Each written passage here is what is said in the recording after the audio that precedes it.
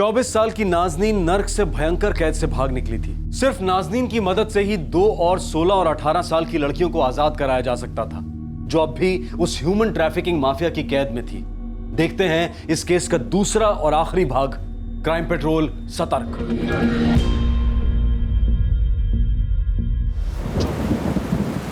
घर गई तो हीना और रश्मि की सच्चाई बतानी पड़ेगी, और फिर ये लोग किसी को भी नहीं छोड़ेंगे, ना मुझे, ना अम्मी को, ना किसी को। लेकिन हीना और रश्मि को एक ही इंसान बचा सकता है, और वो मैं हूँ।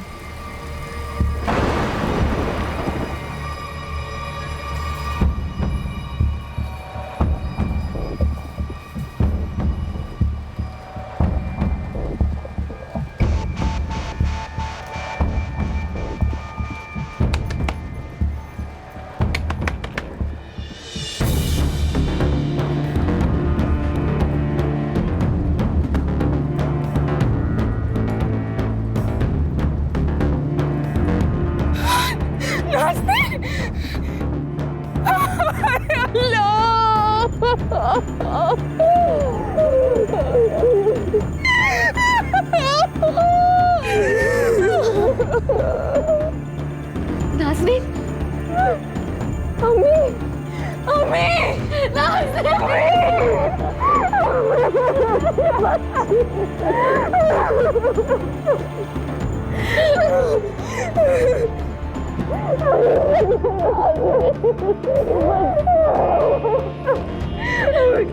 अम्मी, आप मेरी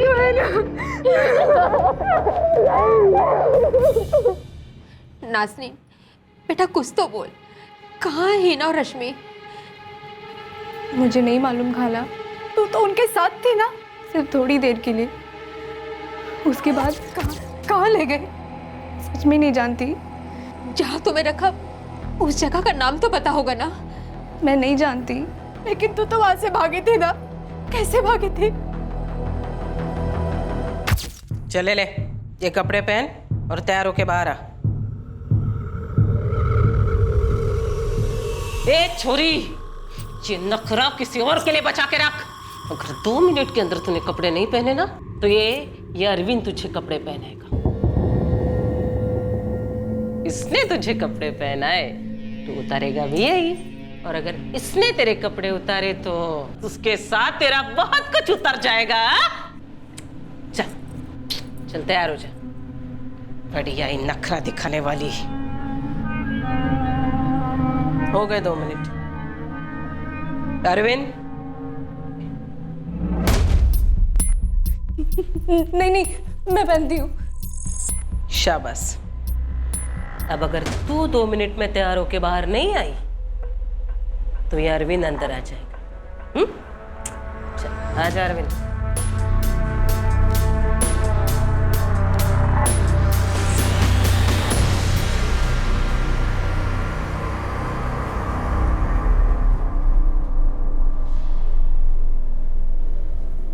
ये लो भाई लोग, एकदम फ्रेश माल छे।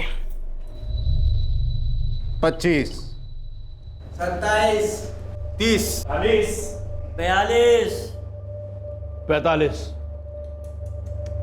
શું ભાઈ लोग, आ कोई कबाड़ीनी नीलामी छे? हाँ, अरे तुम लोगों के सामने जीतती जागती टॉप क्लास लड़की खड़ी है, वो भी कुंवारी।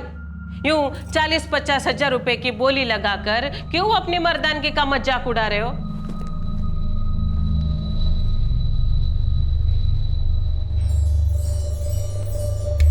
होना बहन, 60 में डन कर दो ना। 60,000 रुपए में इसके हाथ की गर्मा गर्म चाय पी लो आप। माल अगर चखना है तो 1.25 लाख से बोली शुरू होगी, वरना 3 महीने इसको धंधे पे बिठाऊंगी ना तो इससे डबल कमा के देगी लड़की मेरे को। अरे लड़की इतनी साफ सुथरी है ना कि अपने हाथ से भी अपने आप को कभी छुआ नहीं रहेगा इसने। क्यों रे छोरी? आजा आजा आजा, इधर आजा। हाँ अब बता मेरे को, आज तक किसी लड़के ने तेरे साथ कुछ किया तो नहीं ना? बोल बोल बोल बोल बोल बोल।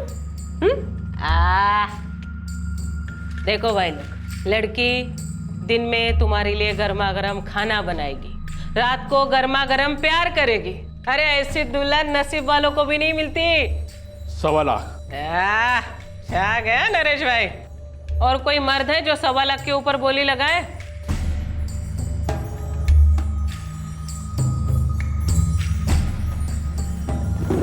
तो लड़की मेरी हुई। चलो भाई लो, अभी निकलो, आज का सौदा हो गया, निकलो।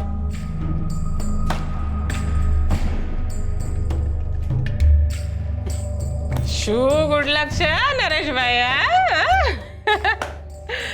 आखिर 50 साल की उम्र में कच्ची कली दुल्हन बनेगी तुम्हारी।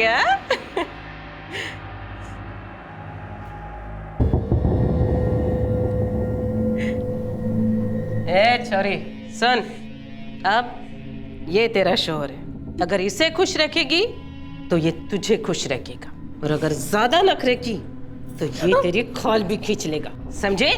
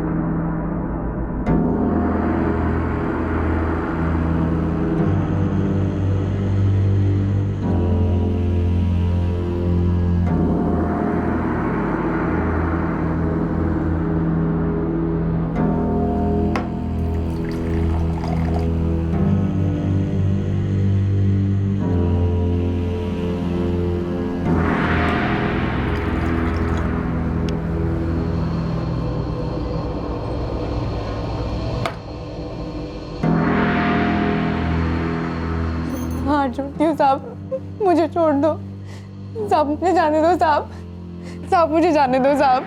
कहाँ जाना है तुम्हें? घर जाना है साहब। ये भी तो अपना घर है। नहीं, कल हमारी शादी होगी, फिर हम नई जिंदगी शुरू करेंगे। तू कल तक इंतजार नहीं कर सकती? मैं भी नहीं कर सकता। चल ठीक है, नहीं आज ही सुहागरात मना। नहीं साहब, मुझे धोखे से लाया गया है। मुझे बोला था कि खाना बनाने का काम है साहब, मेरी बीमार अम्मी घर पे परेशान। क्योंकि बीमार माँ को बीच में लाकर मेरे नशे की माँ बहन मत कर। नहीं साहब, 1.25 लाख दिए हैं, पहले वसूल करूंगा, उसके बाद छोड़ दूंगा। नहीं Promise। नहीं नहीं साहब, साहब साहब नहीं नहीं साहब, छोड़ो साहब, साहब छोड़ो साहब, नहीं साहब।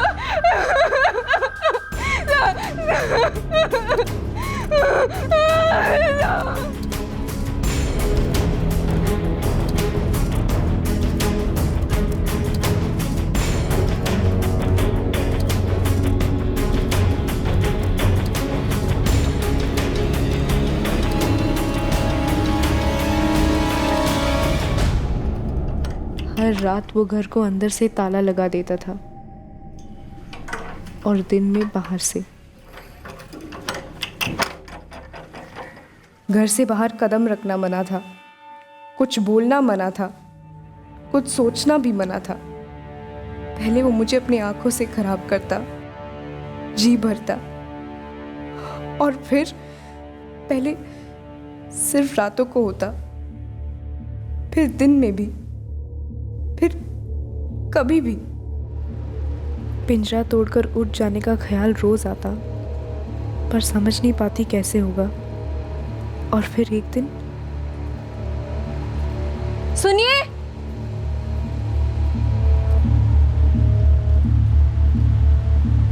बहुत मारता है? नहीं, लेकिन दिन रात वो मेरे साथ। मुश्किल है, लेकिन बिना उसे पता चले कैसे भाग पाओगी? और जाओगी कहाँ? मुंबई जाऊंगी, मैं मुंबई से हूँ। मेरी अम्मी और खाला दोनों वहाँ पे ही है। वैसे क्या बोल के लाए थे तुझे? बोला था कि यहाँ पे खाना बनाने का कंपनी है, उसमें मुझे काम करना है, लेकिन मुझे धोखे से लाया गया है। इस गांव की लगभग सभी औरतें धोखे से ही लाई गई हैं, फिर ब्याही जाती हैं। ऐसा क्यों? क्योंकि इस गांव की अपनी खुद की औरतें नहीं है ना, इसीलिए बाहर से खरीद कर लाई जाती हैं। मेरा पति भी मुझे खरीद कर ही लाया था। लेकिन आप भाग क्यों नहीं जाती? आप तो आज़ाद हो ना। गलती से भी मत सोचना, वरना बहुत पिटोगी। जितनी जल्दी अपने नसीब को कबूल कर लो उतना ही अच्छा है। समझ ही नहीं आ रहा था मैं क्या करूं, क्या कर सकती हूँ, कैसे भाग जाऊं इस नर्क से।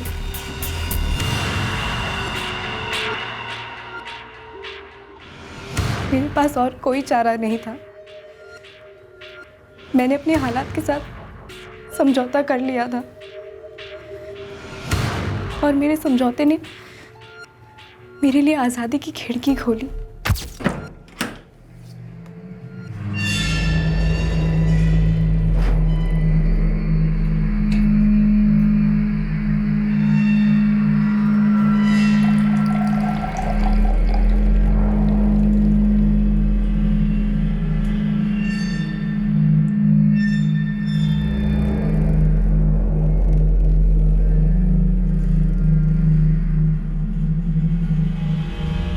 मैंने अपने डर और दर्द के 2 घूंट पी लिए और मेरा आज़ाद होने का नशा भी उतर गया और उसने भी मेरे गले का फंदा थोड़ा ढीला कर दिया।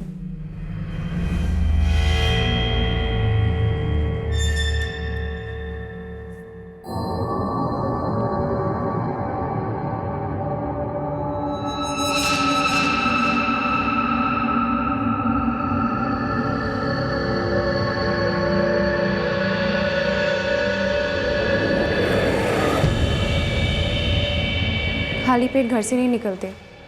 ये लीजिए पोहा।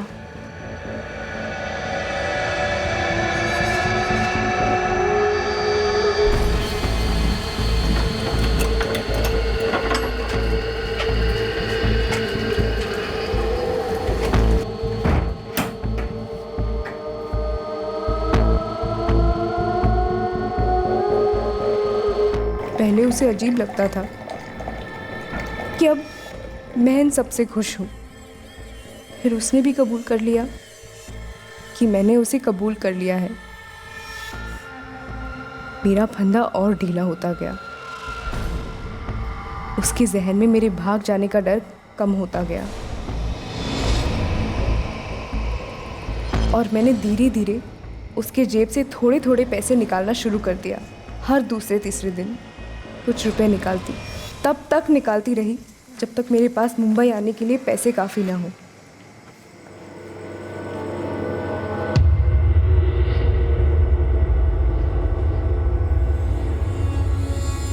उस रात मैंने उसे और पीने के लिए उकसाया। नाज़नीन, मुझे तेरे प्यार का नशा हो गया है। लेकिन सच कहूँ, मुझे तुझसे प्यार हो गया है। ले, मेरे साथ एक पैक तू भी पी। जी नहीं, मुझे पसंद नहीं है। तूने कभी पी है क्या? नहीं। ले, एक घूंट पी। नहीं, मुझे नहीं चाहिए। मेरी कसम। मैं इंतज़ार कर रही थी कि वो कब पूरी तरह से बेहोश हो जाए।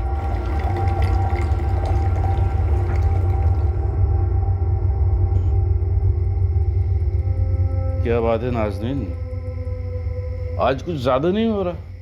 तू पिलाए जा रही है, मैं पिए जा रहा हूँ। ये माजरा क्या है?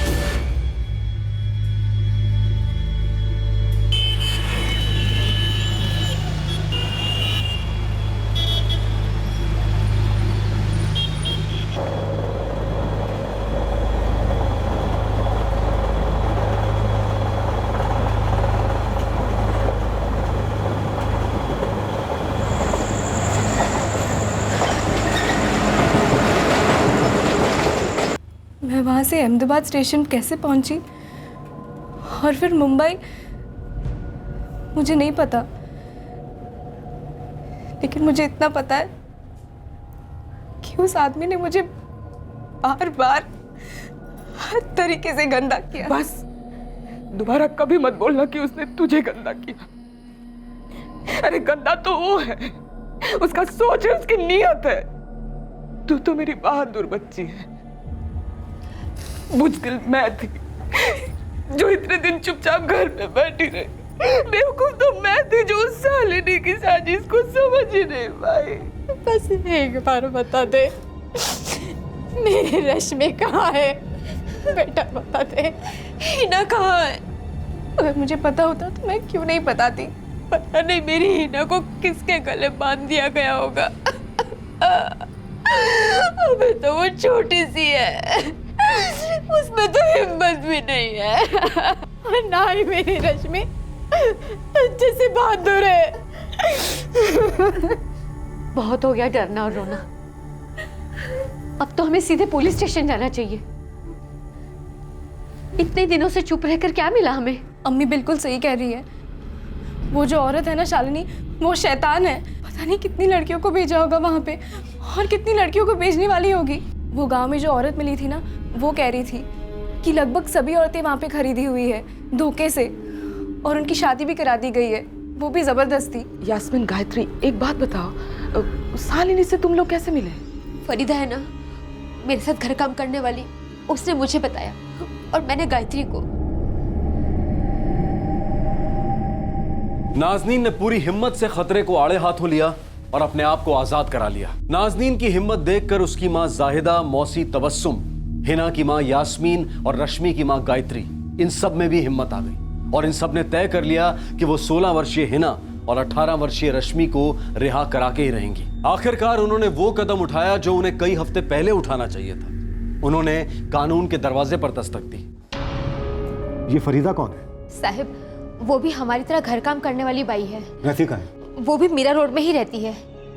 उसका मोबाइल नंबर मेरे पास है, लेकिन एक अरसे से वो गायब है। मिली भगत होगी, ये भी शालिनी के गैंग में होगी। गायत्री जी, उसका मोबाइल नंबर दीजिए, हम उसे ढूंढ लेंगे। 444। ये शालिनी ठाकुर कांदीवली के बस स्टॉप पे मिली थी तुमसे? जी साहब। उसने खुद आवाज देकर तुम्हें बुलाया था? जी। काम की तलाश है तुम्हें? और उसने अपना मोबाइल नंबर भी तुम्हें नहीं दिया? नहीं साहब, तभी शक होना चाहिए था, लेकिन उसने इतना बड़ा पगार बोला कि हम दंग रह गए और कुछ सूझा ही नहीं। फिर गाड़ी याद है? Number, model? सफेद रंग की गाड़ी थी साहब, इतना तो पक्का याद है। गाड़ी वो खुद चला रही थी? नहीं साहब, 3 बार मिली थी, तीनों बार ड्राइवर ही था। मैं हर रोज उस बस स्टॉप पे जाती रही इस उम्मीद से कि वो मुझे वहाँ दिख जाए, और उस दिन के बाद वो मुझे वहाँ मिली ही नहीं। सर, फरीदा का फोन स्विच ऑफ है, प्रीपेड नंबर है। मंझे हुए खिलाड़ी लगते हैं। हाँ साहब, मैंने देखा था ना उस मोना बहन और उस आदमी को, बहुत ही खतरनाक लोग हैं साहब। नाजनीन, अहमदाबाद के पास के जिस गांव में तुम थी, कुछ आसपास तुमने ऐसा देखा? नहीं साहब, मैं वहाँ पे मानो जेल में जैसे थी। पहली बार तब बाहर गई जब मैं भाग आई। जब तुम्हें उस गांव में लाया गया और तुम वहां से भागी, तो कुछ तो आसपास ऐसा तुमने देखा होगा जो तुम्हें याद हो, जो हमें तुम बता सको। जितना ज्यादा तुम हमें बता पाओगे, उतनी ज्यादा आसानी होगी हमें रश्मि और हिना को ढूंढने में।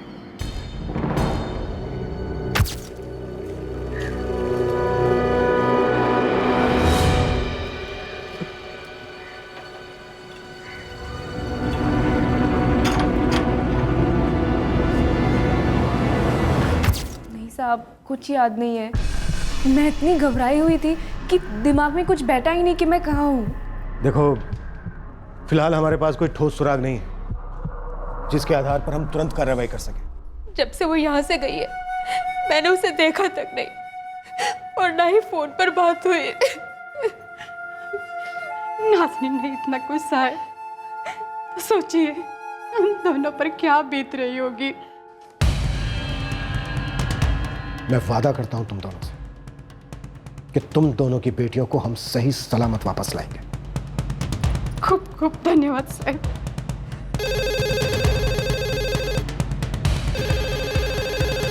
आधा घंटे का टाइम दो, ये ऋषिगन केटरर्स को ट्रेस करता हूँ। राठौड़, एक और टिप है। जिस गांव में नाजनीन, हिना और रश्मि को रखा गया था वो अहमदाबाद रेलवे स्टेशन से लगभग 1.5 घंटे की दूरी पर है। मोना जी, हम कहाँ जा रहे हैं? हाँ, तो 1.5 घंटे के ट्रैवल टाइम के रेडियस पर जितने भी गांव हैं उनको भी रडार पर डाल देता हूँ। और हाँ, उस गांव में औरतों की काफ़ी कमी है। औरतों और मर्दों का रेशियो काफ़ी गड़बड़ है, इसलिए इन लड़कियों की ट्रैफिकिंग वहाँ पे हो रही थी। दरअसल असली टिप तो ये है।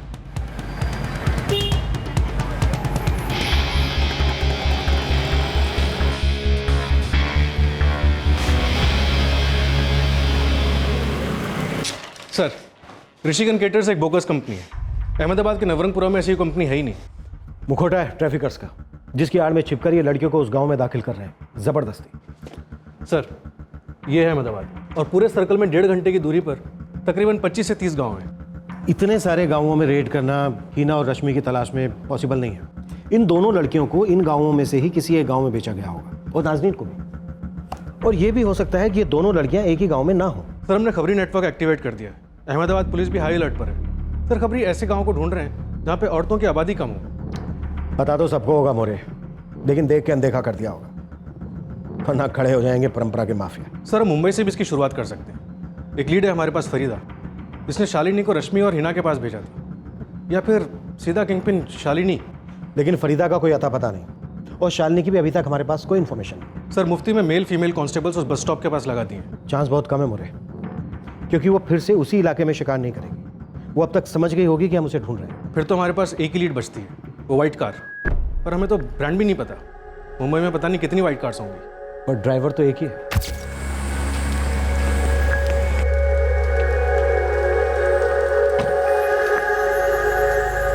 कांदीवली, बोरीवली, दहीसर, ईस्ट वेस्ट दोनों, और मीरा रोड, इन इलाकों से उन्होंने 3 लड़कियों को शिकार बनाया जिन्हें हम जानते हैं। लेकिन ऐसी और भी बहुत सी लड़कियां होंगी जिन्हें हम नहीं जानते। सर, हो सकता है ये शालिनी ठाकुर इसी जोन में रहती हो। बिल्कुल हो सकता है। नाजनीन ने 3 बार और तबस्सुम ने 4 बार शालिनी को देखा है। मतलब ये दोनों हमारे स्केच आर्टिस्ट को उसका हुलिया बता सकती है। मैं इन दोनों को बुलवा के स्केच बनवाता हूँ। और ये स्केच अपने सारे खबरियों को दे दो, और उनसे कहो कि हम शालिनी के साथ साथ उसके ड्राइवर को भी ढूंढ रहे हैं।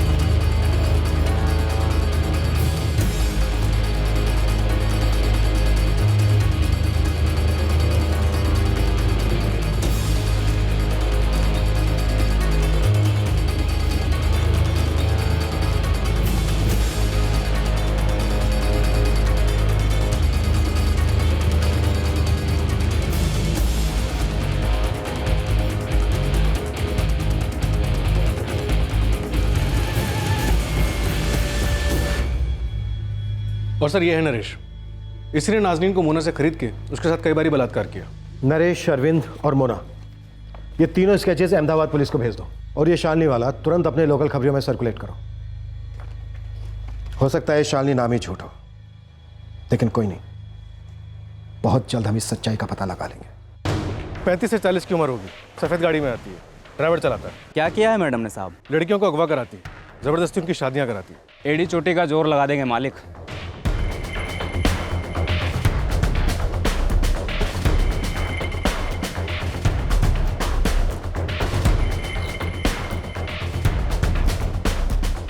सफ़ेद गाड़ी है, ड्राइवर भी है साथ में।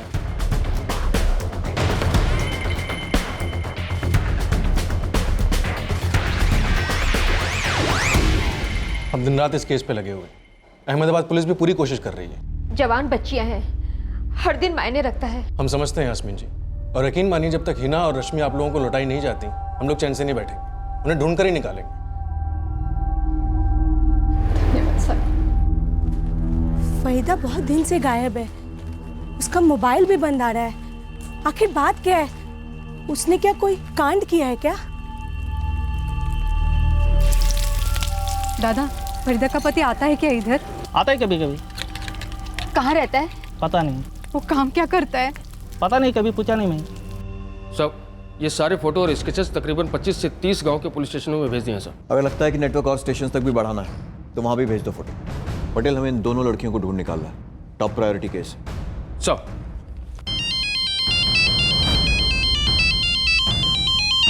हाँ रफीक, कुछ हाथ लगा। एक ड्राइवर मिला, उस लेडीज का मैंने फोटो दिखाया ना तो हट गई उसकी। ये जो औरत है ना, ये औरत नहीं, एक नंबरी कमीनी नागिन है, नागिन। तुझे कैसे मालूम? गाड़ी चलाता था इसकी मैं।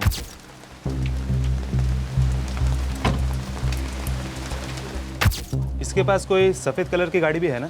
सफ़ेद तो सिर्फ गाड़ी है इसकी, और दिल डांबर से भी ज़्यादा काला। कहाँ रहती है ये और इसका नाम? इसका नाम शालिनी ठाकुर है, अपने पति विकास ठाकुर के साथ रहती है। एक काम कर, तू गोपाल वर्मा का नंबर फॉरवर्ड कर मुझे। वो महीने का 20,000 बोली, तो फिर आगे मैंने कुछ पूछा ही नहीं साहब। जो बोली हाँ बोला। कितने दिन थे उसके साथ? 3 महीने साहब। ऊपर से रोज़ 1 क्वार्टर विलायती, कहाँ अपनी 11,000 की नौकरी और कहाँ 20 और विलायती। मैंने कभी कोई सवाल ही नहीं किया साहब। और फिर एक दिन। गोपाल, जी मैडम। 20,000 में खुश हो? बहुत ज़्यादा मैडम। और मिल सकते हैं, इससे भी कहीं ज़्यादा।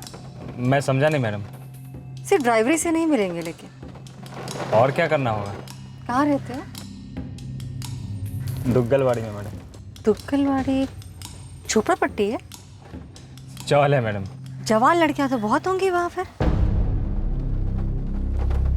अरे, तुम्हारे चेहरे का रंग क्यों उड़ गया?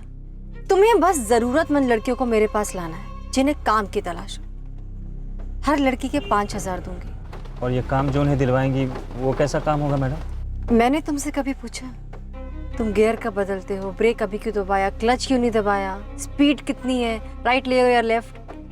पूछा कभी? तुम बस लड़कियां लेकर आओ, इतना ही काम है तुम्हारा। मुझे पागल समझ रही थी साहब। धंधे पे लगाने के लिए लड़कियां फांस रही थी। साहब, मैं गरीब ज़रूर हूँ, लेकिन इतना गिरा हुआ नहीं कि इंसानियत भूल जाऊँ। 2 लड़कियां हैं जिन्हें हम ढूंढ रहे हैं। शालिनी ठाकुर ने उन्हें अहमदाबाद में बेचा है। रहती कहाँ है ये शालिनी ठाकुर?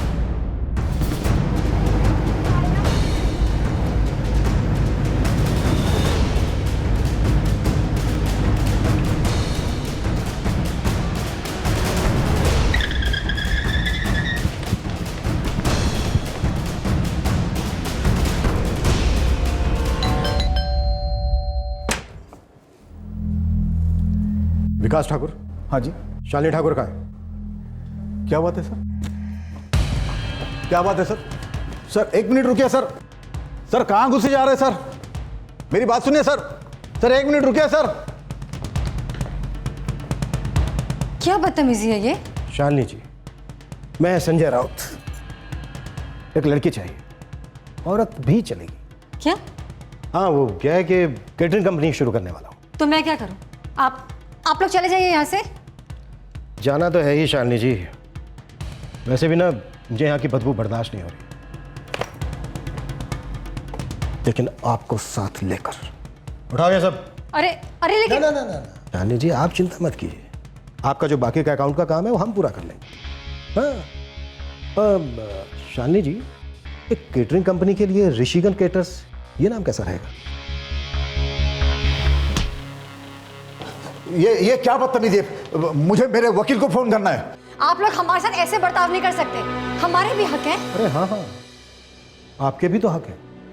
दरअसल ना आप ही के हक है, क्योंकि बाकी सब लोग तो कीड़े मकोड़ों की तरह हैं। खास करके जवान लड़कियां, वो तो बेचने और खरीदने की चीजें हैं, और आप लोग ठहरे उनके दलाल।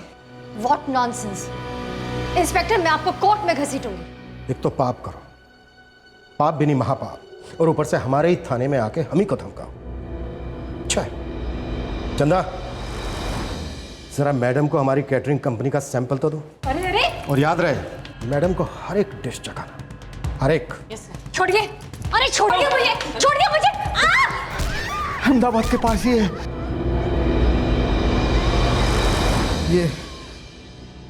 ये मोना है और ये अरविंद। दोनों का एड्रेस बोल। गोपीपुर में ही रहते हैं। मोरे, अहमदाबाद पुलिस को बोलो कि गोपीपुर गांव को सील करें और रश्मि और हिना को तुरंत मुंबई भेजा जाए। सर।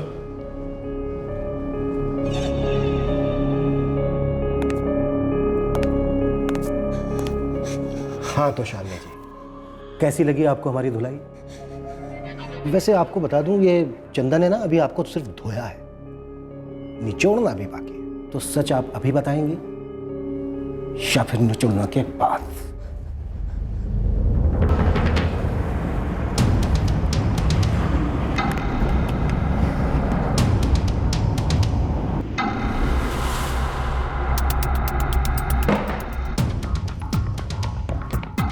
तुम्हारे गैंग में कितने लोग हैं?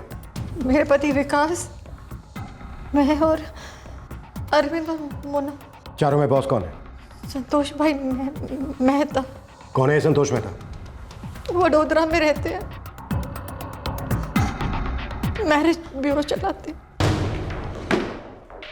अरविंद और मोना का नंबर लिख के दो, और संतोष मेहता का एड्रेस और नंबर दोनों लिख के दो। अभी तुम्हारी एक भी उंगली टूटी नहीं है। जब सब उंगलियां टूट जाएंगी ना, तब भी लिख के देना पड़ेगा। बेहतर है अभी लिख दो। लिखो।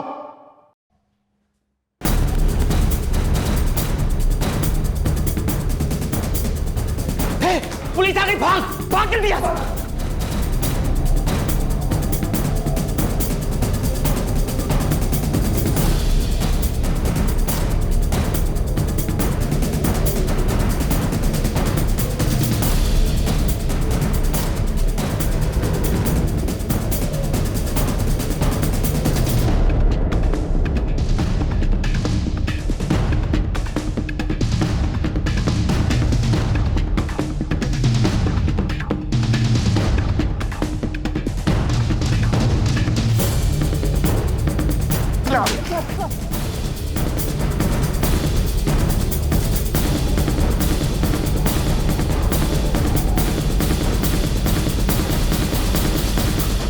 जी संतोष मेहता? जी मैं ही संतोष मेहता हूँ। कहिए, मैं आपकी क्या मदद कर सकता हूँ? यार काफ़ी मदद की तुमने लोगों की, अब वक्त है कि तेरी मदद की जाए। शादी करवानी है तेरी, तो उसके लिए तो बेचना पड़ेगा ना तुझे। चल। साहब, अरे रुको रुको रुको, अरे बात सोचे, अरे बेसी ने बात।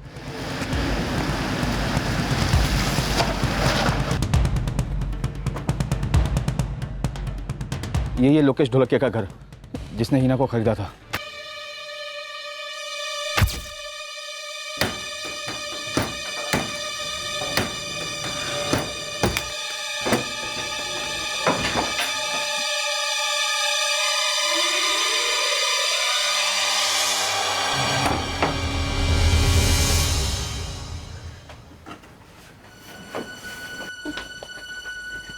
तुम हिना खान हो?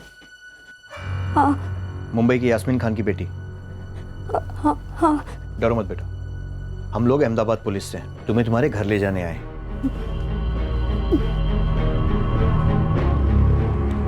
हिना बेटा डरो मत, हम सच में पुलिस वाले हैं और तुम्हारी मदद करने आए हैं। आओ।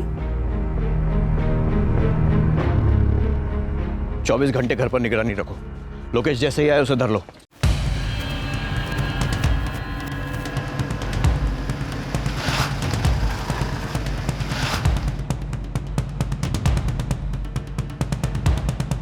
ये हरीश्वर जी का घर है साहब, जिसने रश्मि को खरीदा था।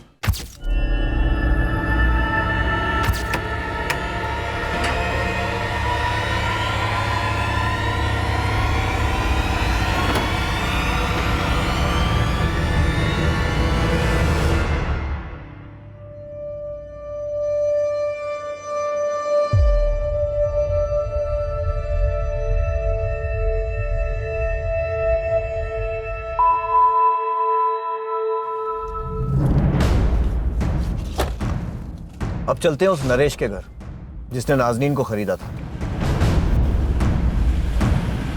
अरे हद हो गई साहब, एक तो लड़की धोखेबाज निकली, घर छोड़कर भाग गई, अपने 100 लाख का फटका बैठा ना। असली फटका क्या होता है ये मैं तुझे दिखाऊंगा थाने में। उस बहादुर लड़की ने हमें तुझ तक पहुंचाया है, और हम तुझे कहां पहुंचाने वाले तुझे अंदाजा भी नहीं है। लेकर जाओ इसे। अरे मैंने कुछ नहीं किया साहब, अरे मैं बेकसूर हूँ, मैंने कुछ नहीं किया भाई साहब। सब लोग मिल गए, जाने दो ना। सब लोग मिल गए? हाँ सब। लोकेश को फोन लगा।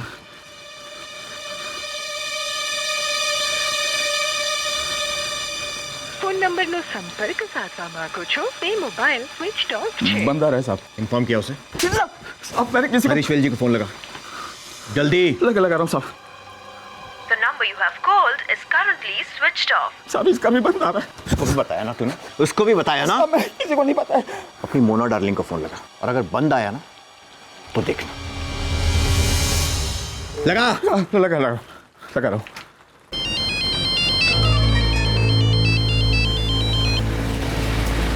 बोल अरविंद। मोना क्या चे तू? बाहर हूँ। अरे वो नया माल आया ना, उसके लिए गिरा का है। तीनों पीस दिखा दे। उन्हीं को चॉइस कर ले। मेरे आने तक सौदा मत करना। कब तक पहुंचेगी तू? अरे रास्ते पर हूँ। लेकिन अभी कहाँ पहुंची? शो थई उतने बोला ना रास्ते पर हूँ। इतना उतावला क्यों हो रहा है तू? अरे कितना टाइम लगेगा तेरे को? आधा घंटा। कैसे आ रही है?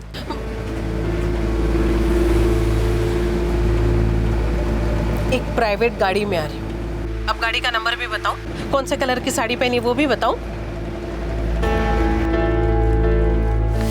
रास्ते में साहब, आधे घंटे में पहुंचेगी। एक टीम इन लोगों को लेकर जाएगी और दूसरी टीम मेरे साथ कोठी में रहेगी। मोना बहन की वेलकम पार्टी।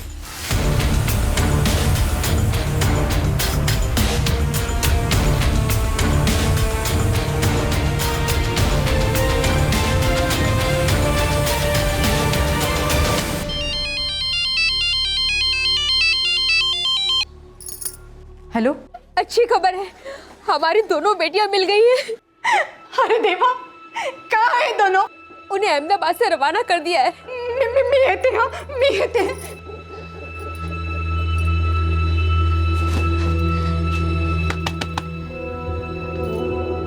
हिना और रश्मि मिल गई। क्या? अम्मी, आपने सुना? हिना और रश्मि मिल गए। मिल गई।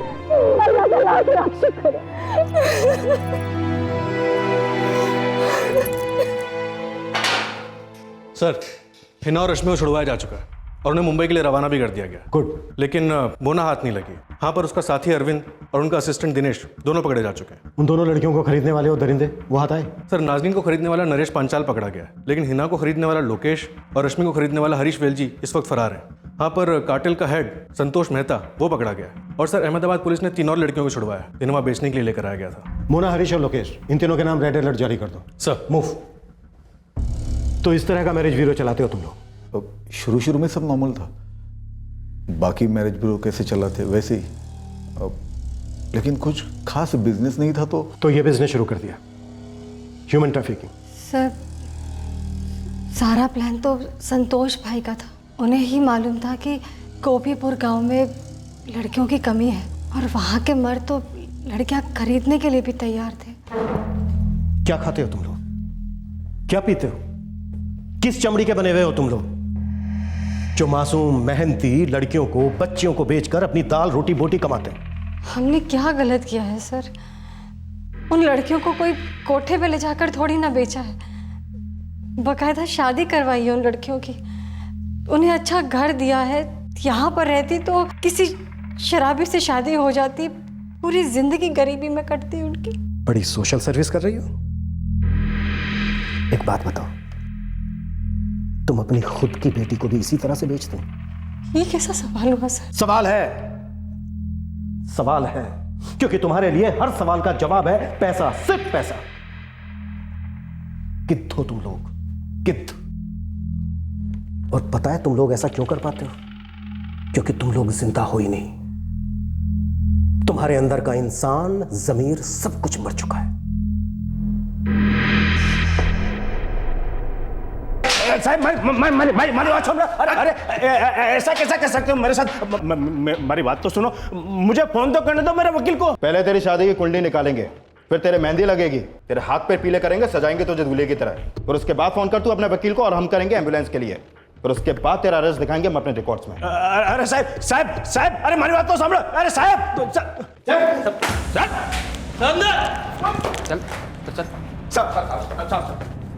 अरविंद, मोना, लोकेश और हरीश वेलजी अगर नहीं मिले ना तो तेरा सोना हराम कर देंगे साले। जो भी ड्यूटी पर आएगा ना, सब तुझे बारी बारी से कूटेंगे, पंचिंग बैग की तरह। कहाँ है तीनों? पता नहीं साहब, अभी तो फोन किया था तीनों को आपके सामने। पटेल, पुलिस एकेडमी से नया आया ना? जी सर। दिखा क्या क्या सिखाया है तुझे। साहब, शालिनी ठाकुर, मोना मुझे लॉकअप में चाहिए, और जब तक वो लॉकअप में नहीं आ जाती है कि चंदा तुम्हें रूम सर्विस देती रहेगी। चंदा वीआईपी है, अच्छे से सर्विस देना।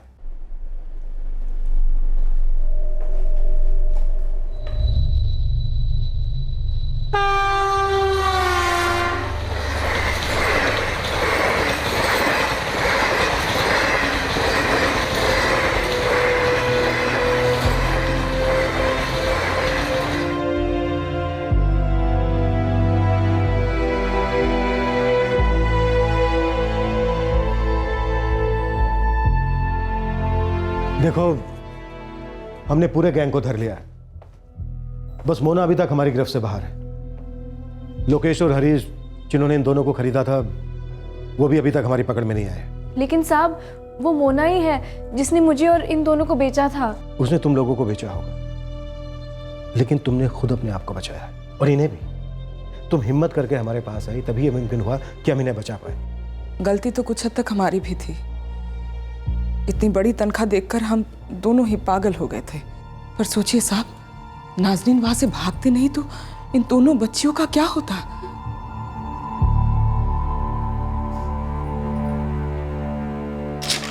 सर, वो शालिनी की पॉइंटर फरीदा, उसे पकड़ लिया गया। गुड। बस एक बार वो औरत मुझे मिल जाए तो मैं उसे काट डालूंगी। वो बेगुनाह है यास्मीन। जिस तरह तबस्सुम शालिनी से टकरा गई थी, उसी तरह ये भी टकरा गई। सर, मैंने शालिनी और विकास से कंफर्म किया, फरीदा का इस सारे रैकेट से कोई लेना देना नहीं है। और तुम लोग आगे से ध्यान रखना कि कोई दोबारा इस तरह के झांसे में तुम्हें फंसा ना पाए। जब भी कोई मोटी तनख्वाह का लालच दे तो उसे स्वीकार करने से पहले कम से कम 10 बार सोचना। जी साहब, अब तो छाछ भी फूक फूक कर पिएंगे। लेकिन साहब, जब मैं नरेश के घर पे थी, एक बात बहुत ही खटक रही थी, अभी भी खटक रही है। कौन सी बात नाज़नीन? हम गरीब हैं, अनपढ़ हैं, इसलिए इस झांसे में फंस गए। लेकिन वहाँ पे तो एक पूरा गांव है जहाँ पे हम जैसी लड़कियों को खरीदा जाता है, बंदी बना के रखा जाता है। ऐसा कैसे हो सकता है? वहाँ की जो पुलिस है, बड़े बड़े लोग हैं, नेता लोग हैं, वो लोग क्या कुछ नहीं जानते? साहब, 2-4 घर नहीं, पूरा गांव है वहाँ पे।